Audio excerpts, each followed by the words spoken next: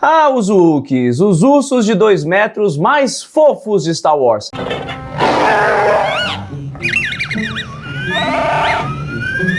Tão gentis e queridos, com exceção que eles podem, no caso, arrancar seus braços se você vencer deles numa partida de Dejarik. Hoje, em mais um vídeo do quadro Espécies de Star Wars, você vai conhecer tudo sobre a espécie mais popular da saga, talvez uma delas, né? Os famosos Wookiees, a espécie de Chewbacca. Vem comigo!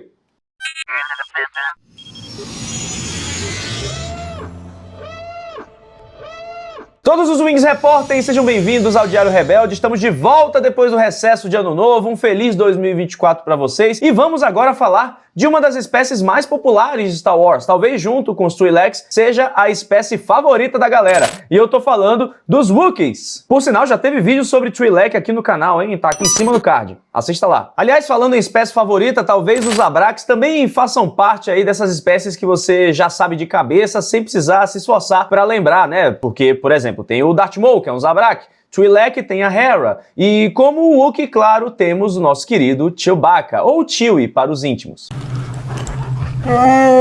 Nativos do planeta que tem mais árvore por metro quadrado na galáxia, os Wookiees nasceram em Kashyyyk e eram humanoides bem grandes e fortes, conhecidos pela sua enorme força física e também a forma como eles extravasavam se eles fossem provocados. Além da sua enorme força, eles também eram conhecidos por suas características físicas bem únicas, porque eles eram cobertos de pelo pelo corpo, eram bem peludos mesmo.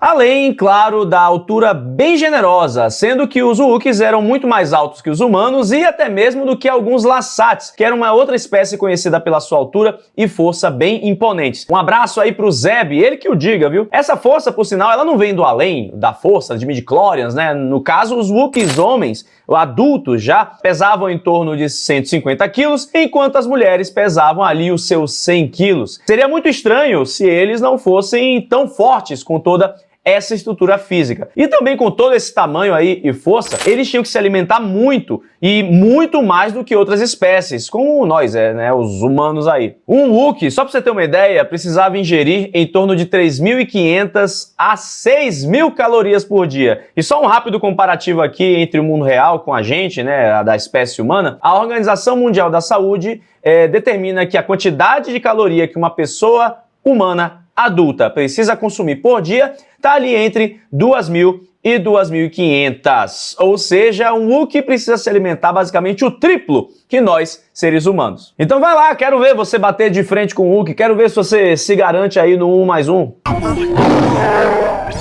E ó, eles comiam de tudo, desde plantas selvagens até frutas vermelhas. E ainda sobre a constituição física e aparência desses ursões, os Wookiees possuíam uma variação de cores até que bastante vasta. Tinha Wookiee marrom, como o nosso Chewie, né? Tinha Wookiee preto e branco. São, assim, os mais diversos mesmo. O Black Krrsantan, né? Que apareceu em O Livro de Boba Fett, é muito famoso nos quadrinhos. Ele também é bem conhecido pela sua pelagem característica ali, preta. E quando a gente fala sobre linguagens, os Wookiees também eram bem peculiares. Isso porque, como a gente bem vê com o Chewie, eles conversam através de grunhidos e rosnados.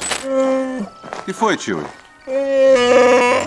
Na verdade, essa é a sua língua própria, o Shriwook. E apesar deles entenderem outras línguas como o básico galáctico, eles não conseguiam, né, conversar na língua padrão da galáxia. As cordas vocais deles e a estrutura vocal eram consideradas até bem esquisitas por estudiosos galácticos, e eles não eram capazes de emitir os mesmos sons que a língua padrão. Então, os Wookiees podiam apenas se comunicar em sua língua nativa, e apesar disso tudo, eles conseguiam sim entender o que lhes era falado.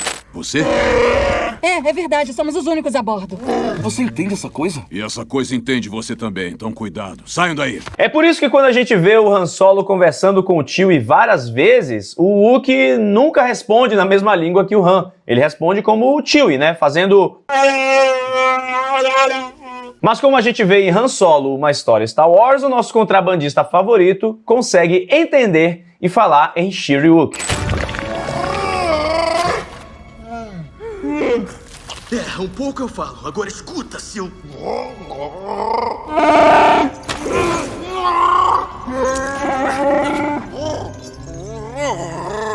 Então sim, outras espécies como os humanos conseguem conversar no dialeto dos Wookiees, apesar de ser um pouquinho assim mais complicado. Outro aspecto bem notável desses gigantes peludos era sua longevidade. Os Wookiees, eles tinham uma expectativa ali de vida em torno de 400 anos, mais ou menos. Então eu quero saber se você sabia dessa. Eu aposto que muitos de vocês não sabiam. E mais, você sabia que ali durante os eventos de Uma Nova Esperança, o Chewie tinha exatamente 200 anos? Pois é. Apesar disso parecer muito velho para um padrão humano, já que a nossa expectativa de vida é consideravelmente menor, para os Wookiees até que não. O Chewie estava literalmente na flor da idade, na metade da sua expectativa de vida. Praticamente um adolescente. E assim como um adolescente, ali nos seus primeiros anos de vida, os Wookiees sentiam fome o tempo todo. Eles estavam sempre comendo, já que a fase de crescimento é extremamente importante para um Wookiee. E apesar disso ser um fenômeno bem raro, acontecia ali de um ou outro Wookiee ser sensitivo à força. Esse traço era de grande orgulho para a espécie quando um de seus membros era capaz de sentir e de usar a força. A gente pode citar aqui alguns grandes Wookiees Jedi, grandes literalmente, né? Tipo o fofinho Burryaga Agaburi, que era um Wookiee Padawan lá na Era da Alta República, e recentemente ele foi promovido a Cavaleiro Jedi nos quadrinhos e nos romances mais atuais dessa saga. Ainda falando de Alta República, a gente tem também o Kel Naka, que era um mestre Jedi, que vai aparecer na série The Acolyte, que deve estrear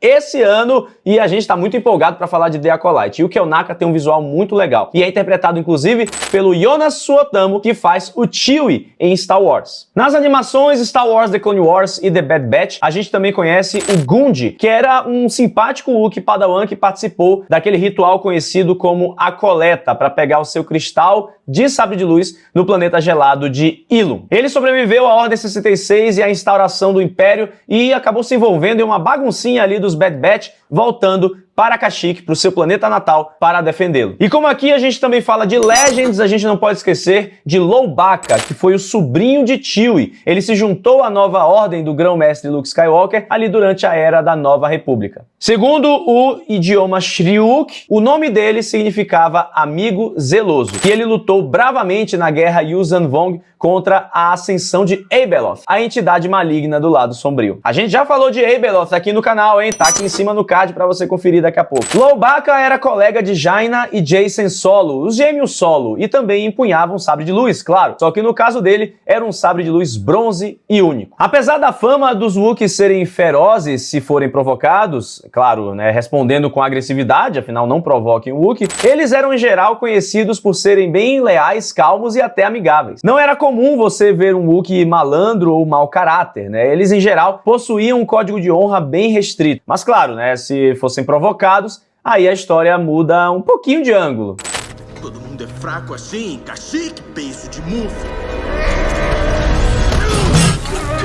Durante séculos, os Wookiees ficaram conhecidos pela galáxia por sua bravura e lealdade, além de serem também guerreiros muito poderosos. No universo expandido Legends, na época do Império Infinito dos Hakata, Kashyyyk foi um dos muitos mundos que eles escravizaram e exploraram para seu fim com o lado sombrio. E é claro que os Hakata também escravizaram Wookiees para seus experimentos. Os Hakata, eles instalaram muitas máquinas no planeta Kashyyyk. Só que quando o seu império foi colapsado ali por volta de 25 mil anos antes da Batalha de Yavin, eles deixaram Kashyyyk e suas máquinas ficaram sem supervisão. Então, elas acabaram fazendo uma folhagem anormalmente abundante crescer ali, com muito verde, árvores e o que você mais imaginar de plantação. Elas também fizeram as espécies que viviam no mundo evoluírem precocemente, criando superpredadores em Kashyyyk. No novo cânone, milênios depois, durante as Guerras Clônicas, os Wookiees lutaram ferozmente, mais uma vez, ao lado da República e combatendo a ameaça separatista. Nessa época aí, Kashyyyk era governado pelo rei Grachawa. Eu nunca vou saber falar o nome dele, peraí que eu vou tentar de novo. Rei Grachawa.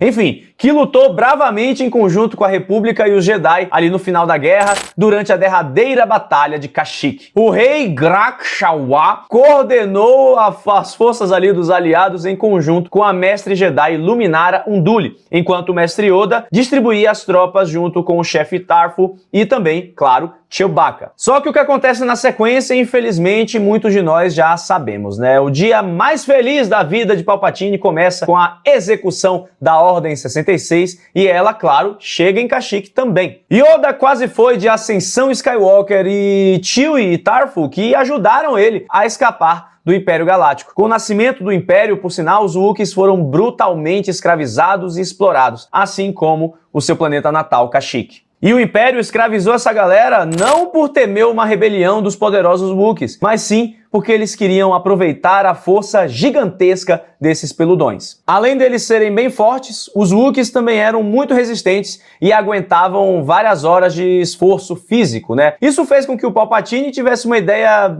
brilhante, entre aspas. Ele ficou muito interessado, né, nos Wookiees e colocou eles para trabalhar, ou melhor, ele escravizou os Wookiees. E aí, dois locais onde havia grande concentração de Wookiees escravizados eram nas minas de Kessel, onde eles eram forçados a trabalhar até a morte, e, pasmem, também na Estrela da Morte. Pois é, os imperiais safados usaram mão de obra escravizada dos Wookiees para construir a sua super arma. E aí, para impedir que eles se rebelassem, foram implantados chips inibidores nos Wookiees. Chips esses, por sinal, causavam muita dor se eles desobedecessem ordens. Só que, mesmo que eles tivessem sido brutalmente explorados, os Wookiees ainda encontravam força para poder ajudar outros seres aí nessa galáxia terrível do Império Galáctico. Quando rolou, por exemplo, todo o extermínio e devastação de Lassan, o mundo natal dos Lasat, porque eles questionaram o regime imperial, Wookiees foram lá no planeta e conseguiram ajudar os Lasats a resistir contra o Império. Por causa disso, muitos Lasats conseguiram escapar do genocídio. Temos o nosso querido Zeb como exemplo aí. Cerca de 5 anos após o surgimento do Império, vários Wookiees estavam sendo mantidos ali prisioneiros em seu próprio planeta, trabalhando em uma refinaria imperial em Kashyyyk. Eles foram libertados pelos partidários,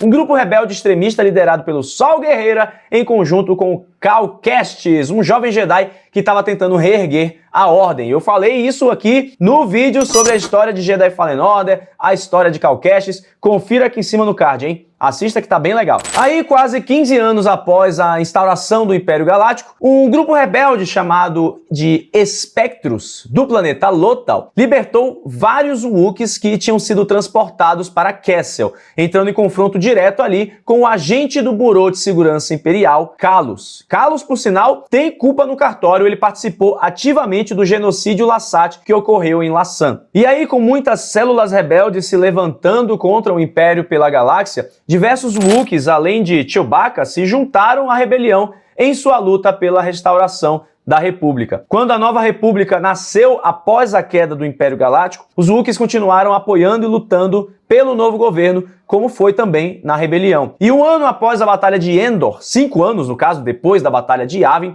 Kashyyyk foi finalmente libertada do controle imperial. Nessa época, muitos dos remanescentes imperiais se abrigaram no Planeta Verde. Só que aí, logo eles foram derrotados pelas forças da Nova República e o planeta dos Wookiees se viu livre finalmente depois de tantos anos de opressão durante a libertação de Kashyyyk. Aliás, eu não posso esquecer aqui que tanto Han Solo quanto Chewbacca participaram ativamente da libertação de Kashyyyk e ajudaram a neutralizar os chips inibidores dos peludos pela galáxia. Logo, a Leia Organa e o Almirante Akbar derrotaram a frota imperial que orbitava Kashyyyk e os remanescentes do Império se renderam de uma vez. E aí, durante a limpa que os Wookiees e a Nova República fizeram em Kashyyyk, Chewie conseguiu se reencontrar com seu filho e esposa, que havia muito tempo que estavam perdidos, Lampa Waru e Myla. Lampa Waru havia sido escravizado pelo Império logo que o regime foi instaurado, e ele e seus pais ficaram separados por muitos anos, mas aí, felizmente, eles conseguiram se reencontrar, agora felizes porque estava tudo bem.